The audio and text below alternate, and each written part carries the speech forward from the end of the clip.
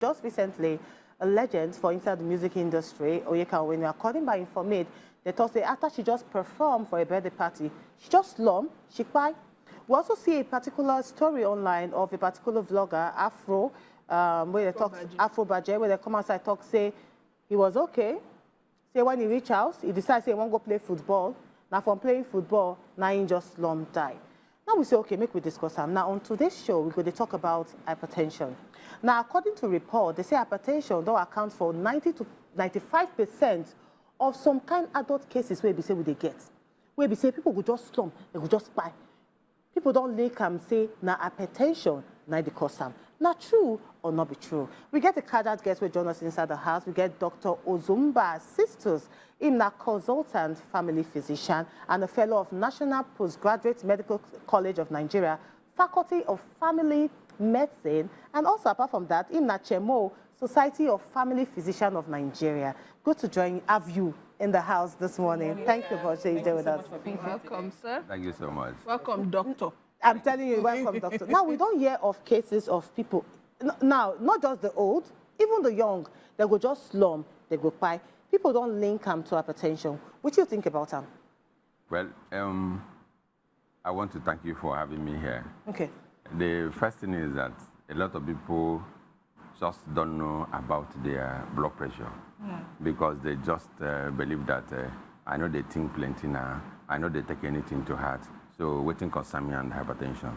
Without knowing that if you no check, you no go know whether you get them or you no get them. That is why they call them silent killer. So something where the silent, that means say the thing go just the way they see how you go take deal with you. So that is what is happening. So we encourage everybody to check the blood pressure and make sure that you are taking the right medication.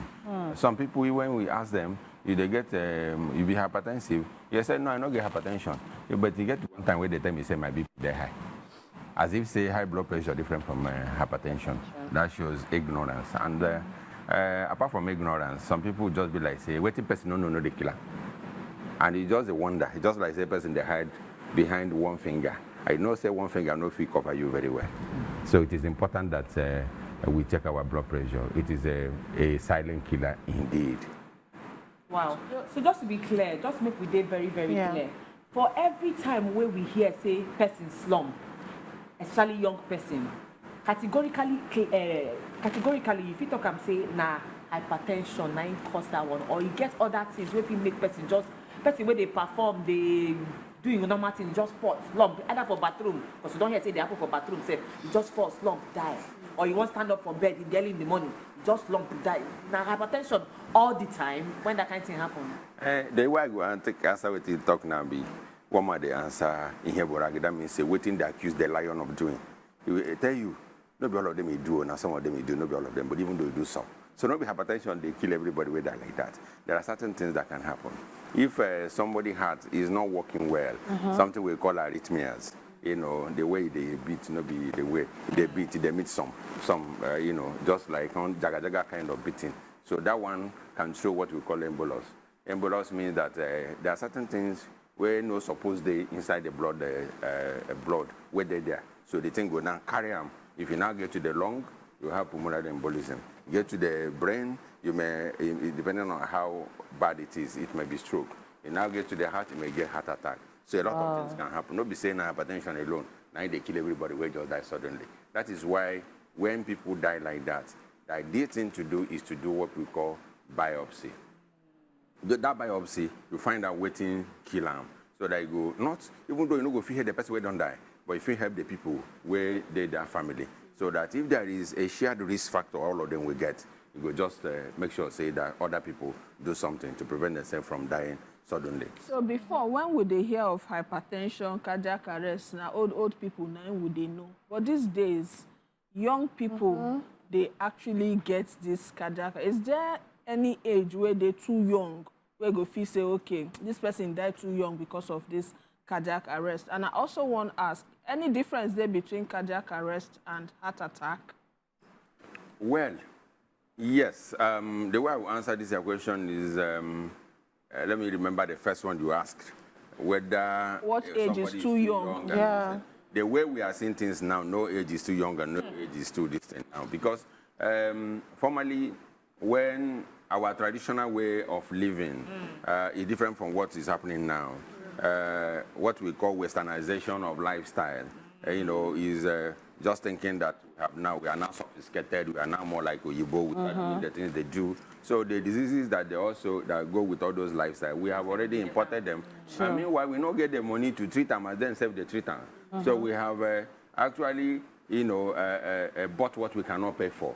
So that is what is happening in that situation. What's the second one now? The second one is difference between cardiac arrest and heart attack. Cardiac arrest and heart attack. Now, the heart can stop beating suddenly. That is arrest. Now, the attack is like the blood supply to the heart. Something block them. So one part of the heart, some part of the heart, they get enough blood. Because even though the heart in work now to push blood, pump blood to other part of the body, it also, instead where they give blood, require blood itself. Exactly. So you now have what we call coronary circulation. That is what is responsible for the heart getting its own blood, because it needs energy, it needs the blood to continue to do the better work when they do. So when there is narrowing or block of that vessel where they supply blood to the heart, what happens is that blood doesn't get the other side. We have what we call ischemia. The ischemia means that it's not getting enough blood, it's not getting oxygen supply, and it may start dying off. So that is what we call myocardial infarction. So that is the attack that people talk about. It's they hold the heart and all that kind of thing. So that, in a nutshell, is how to differentiate. People, they survive any of them? I wanted to ask that. Because I know of person where they talk, saying they are hypertensive, and then they take your own drugs and everything. But one morning, just wake up, go bathroom, in office, slump, and died, and that was it. So, are there cases like that, and why? Why that kind of thing happen? The thing where happen, we say, how soon help comes determines how well the person will survive. Okay. It is the cardiologist will tell you that. Time is tissue. The essence. That is, the more you delay, the more the heart models die. You may not be able to get them back. The neurologist will tell you that time is brain. Bringing you to the fact that if the blood supply to the brain is also not there and you don't come on time, that more area will be involved in that infarction. And that infarction means death of the tissues around. So people survive is how soon you help comes determine how well the person can survive, the chances of survival of that individual. That is where you have some of these abroad. They may have even in the street. They teach people all these resuscitation. So if somebody. So, but you need to teach us here, because people when they watch us now, in case it happens. So I get two questions, sir. So, I get two questions. So my first question I go ask, so many times we don't say people don't slump for maybe basketball pitch or maybe when they do exercise or anything. Despite the fact that the teachers say lifestyle modification, eat right, exercise right. So it gets some kind of exercise where they dangerous for you to do when you be somebody will get high BP. Then secondly, they don't talk say you can't be like saying a death sentence when you get high BP in form of say you must use your drug for life.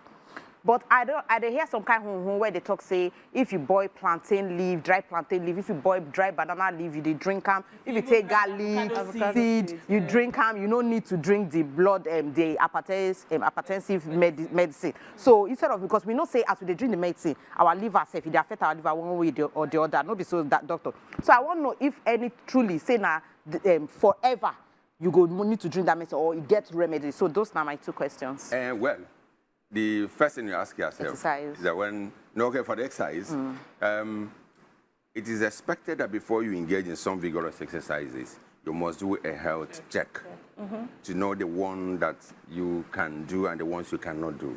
It is not just enough for you to just say, they say do exercise. You now start jumping up and down, carrying heavy load and all that. You don't even know the state of your heart. So that is the first thing to do.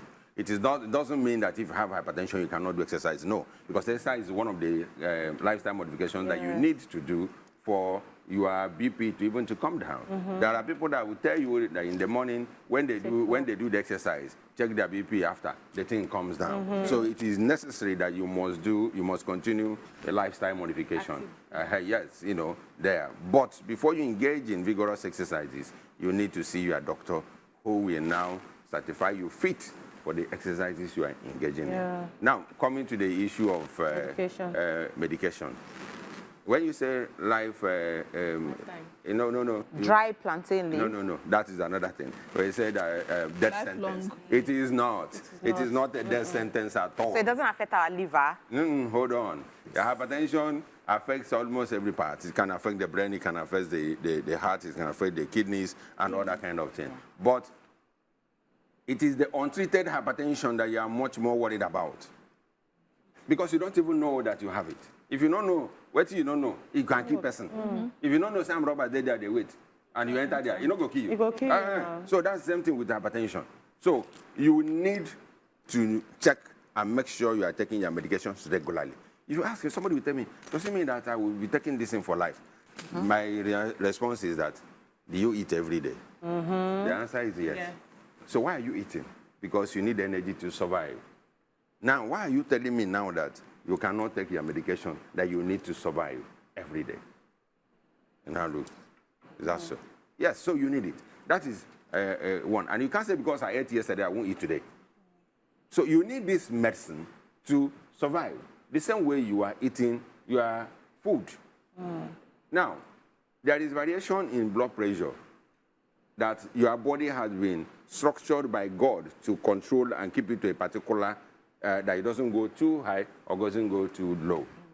So when this internal mechanism fails, that is when it continues to go high. And you now need this medicine as a kind of brake to hold it on check. So that is why you need this medicine regularly. But that doesn't mean that you, once they prescribe, that's one other thing some people do. Once they get that prescription, they continue to take it for life without seeing the doctor anymore because he feels like, say, I don't sabi am. In fact, they don't even stop there. Their neighbor will get BP. Or they don't even know when they get The same thing. They don't even know when they get BP or not. But if they get headache and no sleep well, it's a BP. The same thing. See the one. He will even give you, as a good neighbor, he give you some from his own. Give you. You don't know whether that one is good for you or not. You will take it. So that will. What we do usually, by the time you come for the first time, they tell you that I have blood pressure, is just to educate you, counsel you that this is what you need to take to keep you alive. Is it hereditary? Because I know, say, sometimes when you will go to hospital, they go ask you, does your father or mother have this or that? Is it hereditary? So that because nowadays they see young people, then they don't do their tests, they are okay, but they will just slunk by. I will collect that thing from you before you finish. All right. We don't normally say it is hereditary, but we can say it is familial. It runs in families. So if your father, or your mother, your brother, sister has hypertension, the chances that you're going to have it is high. You have shared genetics and you have shared environmental issues. Like, take for instance, the issue of salt. If you are in a family that like a lot of salt in your food, you are sharing that as a common thing. So you are likely going to come down with a blood pressure. You understand? All right, one final thing, doctor. I've been see one report recently. I see about 2 reports where somebody where the field of medicine bring out. It talks say one of the post effects of COVID-19 vaccine. How true this is, I don't know. But now research when put out. Say one of the latent means say not be like immediately you take the vaccine, or maybe after a few years. So one of the post side effects of this COVID-19 vaccine will be collect, say this slumping and heart issues follow. I don't know whether you don't actually hear about them or you did privy to this research. What will be your thoughts on top? You see, the problem is that the COVID-19 was almost like it took everybody by surprise. Many people don't know anything about it. We did a lot of things that by the time you look back and you now start asking, were we with our senses even when we did all these things or not? So a lot of things are still going to come up. Some people may make some statements that we need validation. Some may be true, some may not be true. So somebody cannot really confirm that, look, what this person is saying is true, and you cannot say it is not true. And before I go, there's one important thing that you mentioned concerning the use of alternative medicines and all that. And that is what a lot of people are hooked onto now. That the next thing is that use this and use that and all that. The question I normally ask people is that if your motor is bad, do you take it to a carpenter? Exactly. You don't take it to a carpenter. So why should you take your own body that you don't have any spare parts to a roadside to now tell you to do this and do that? And if anything happens to you, the next thing is that now so God wants them, as if he's the secretary to God. I want to ask something. You know, say you advise say people go take their medication for life, just as they chop. Yes. But some people don't come out with this thing. Say if you they take drugs for long, at some point it they get effect on your liver. Exactly. How true that is? And the final question with which food you go advise say it they good for the heart and which one will not they good for the heart? Now the thing about drug, you have side effects of most drugs. You know they're there. Nothing doesn't. Even if you eat too much, are you going to be comfortable? You won't be. Yeah. They have their own. If you drink water too much, you're not going to be comfortable. So the drugs come with their side effects. But if the doctor is the one that's going to look at which one is going to be most, tolerated by you. And when the side effects come and complain. Like there is one that is commonly used. That one of the things that he gives is a dry cough, and you are very uncomfortable. So if you come to your doctor and complain that you have this, the doctor knows that this drug and will change it to something that is better. For men, one of the things that even take them out of this thing is the issue of they are something not the strong again. So the next thing is say this one time give me. I'm so sorry, doctor. I wish we could actually keep you here, but just in 30 seconds, I know say one of the things that they see, we say person goes slump, people go to look around. Is there, like you say, immediate response? What are the quickly in just 10 seconds? What are the immediate response we actually give? And the first thing we are going to do is that when somebody slumps, what many people do is a question of surrounding the person and it doesn't help. Yeah. Some people now, their things are getting by the next and they are recording. And I'm so sorry. We will actually carry this conversation, go online on top of our YouTube, so you're going to need to stay on. Ladies of your view, we will put them online on how to administer CPR on people where we say they will just slump. Please, they're very important. Thank you so much, Dr. Ozuba Sisus, consultant family physician, will join us inside the house this morning. Thank you very much.